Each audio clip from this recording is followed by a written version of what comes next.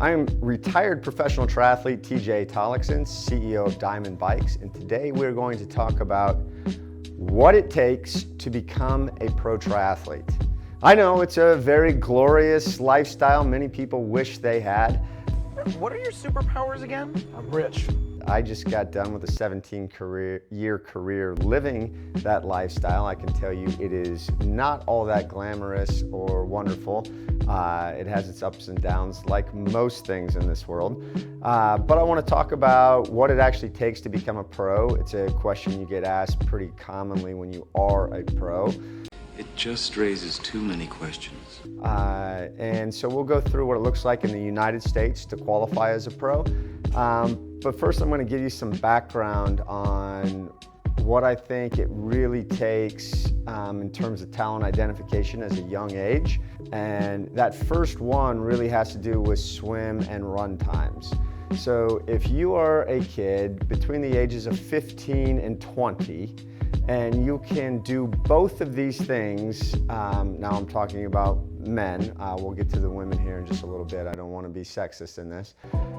So if you are a male between 15 and 20 and you can run a mile under 5 minutes and swim a short course 500-yard freestyle under 5 minutes, you probably have the potential to be a professional triathlete. For a female, if you can run the 1500 in about 5:30 or a mile in about 5:45 or less.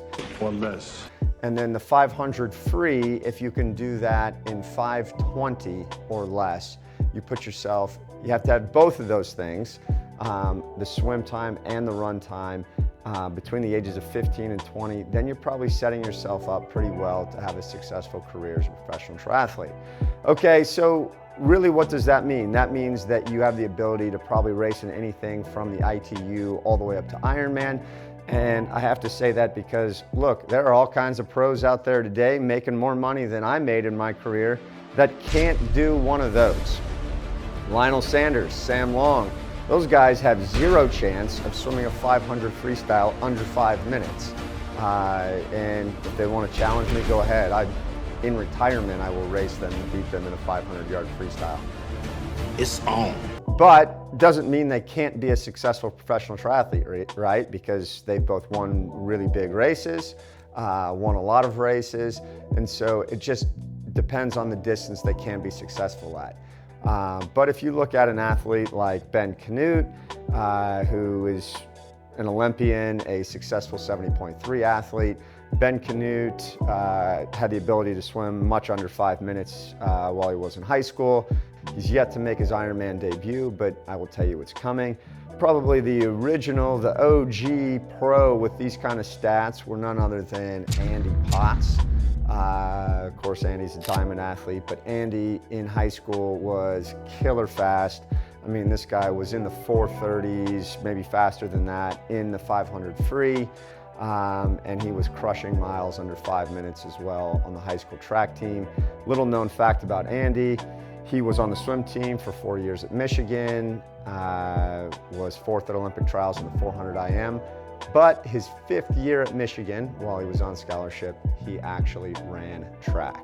And he was running distance events. So that's really what, Andy's bedrock of success was translated well to a great aerobic engine success. Andy was obviously an Olympian too, World Cup champion, many-time Ironman 70.3 world champion.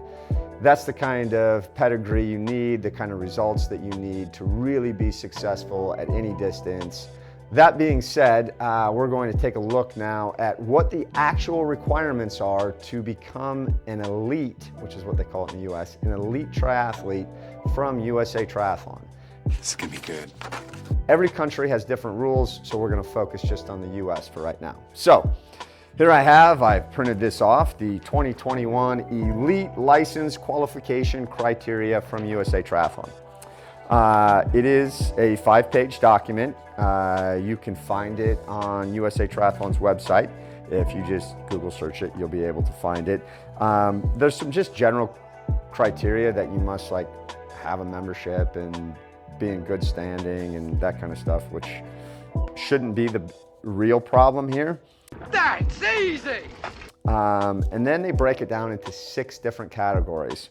An elite triathlon license or a collegiate elite license, the draft legal pathway, elite duathlete license, elite off-road license, elite foreign license, and special considerations. So the elite triathlon license is just a general license. This is the path that I took, and a lot of athletes will take. So we're gonna pause for a moment during this,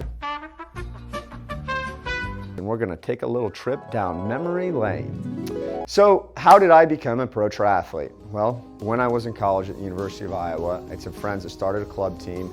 I competed in the collegiate national championships, both my junior and senior years, which is a long time ago, 2002 and 2003. No, that's so long ago! I was in the top 20 my senior year at collegiate nationals when I crossed the finish line, and I didn't know it was against the rules to ride on the road, that you were required to ride on the shoulder of the road. That's a problem. And I got 6 minutes of penalties, which then bumped me way, way down. That was head USAT official Charlie Crawford. And at that time he told me, you know what, I'm gonna see you again at one of these big Ironman races and you're gonna be winning the race. Sure enough, that actually happened. This is what he had told me when he gave me the penalties. But after that, I graduated from college. I started work at Alcoa. I met some guys. I was living in the Quad Cities in Iowa. I met some guys that were super serious, great Ironman triathletes. Got good, and then fall of 2003, I actually won my very first triathlon overall, which was the NEMO, the Northeast Missouri triathlon. So I won that race. I did a Worlds Qualifier event that fall, qualified, raced at Age Group Worlds in New Zealand, got totally smoked, was out of the race, not competitive, really bad. That was the first winter that I actually got a bike trainer. I started training very diligently in the winter. I was doing my 5x5x5 workouts. If you don't know what that is, that's another YouTube video. But all of a sudden, I turned my weakness, which was the bike, into my strength. And the next year, I went to Worlds in Portugal in May, Madeira Island, Portugal, amazing place. I was 3rd place, took the bronze medal in the 2024 age group. Andrew Starkowitz was actually the silver medalist at that race. He passed me in transition, and we had very similar run splits. No, okay.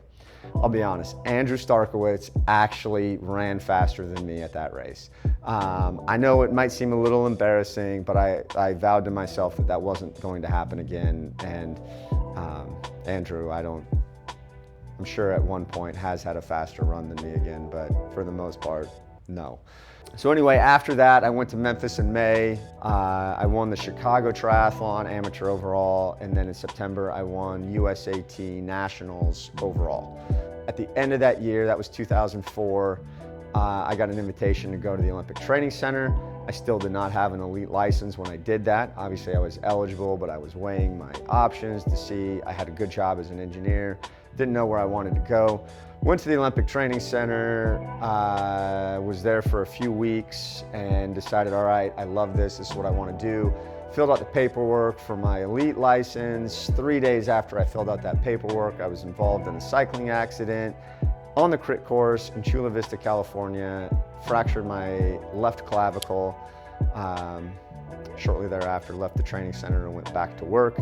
So I had a little bit of a rocky start, but that's how I got into it. And now we'll look at the different qualification methods. You can see the ones that I checked off in that process. So, as a regular elite, meaning you took the age group path just like what I did, there are several criteria you can use. Criteria A, finish within 8% of the winning elite time on the same course as the registered elites, distance and format, in 3 USAT sanctioned events that offered a prize purse of $5,000 or greater. I actually checked that one off the box. I had several really big races that year that I either was within 8% of the winning time or actually won that there were also elites, so Chicago, Memphis in May, and then I did another one, Captech's Tri, which I think at the time was called America's Tri, and they had a combined pro elite age group field, which is really cool. So that was one option. Criteria B is finish top 10 overall and within 8% of the winner's time at the ITU age group Olympic distance world championships. So I did that as well. Criteria C, finish top 10 overall in the amateur field at Ironman 140.6 World Championships in Kona. Obviously, at that point in my life, I had never raced an Ironman, so that was way out of my reach at that time.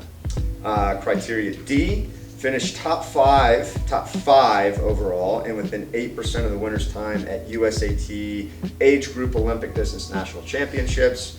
I did win that race overall, so I got that criteria. Criteria F says finish top 3 overall in the amateur field at an elite qualifying race.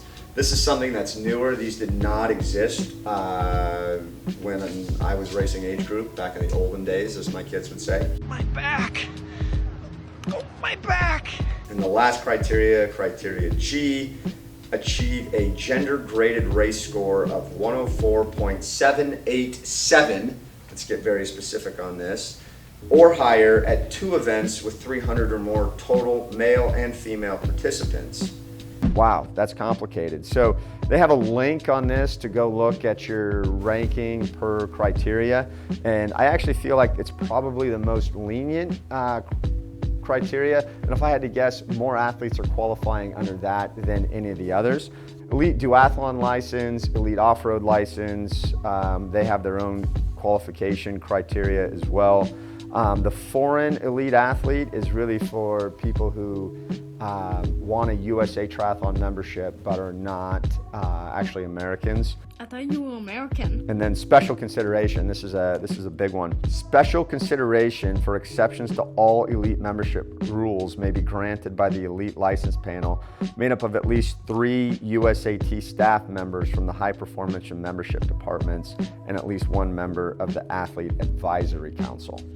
If you're really good, if you're something special, if you're Andy Potts and you were 4th at Olympic trials in swimming, or Sarah McClarty, who was equally as good at swimming, these athletes are granted special exemptions. I'd say that's pretty hard to do unless you really are truly special. That being said, it's not impossible. You could always apply for it and maybe they'll give you a special consideration for just being you. So you're telling me there's a chance?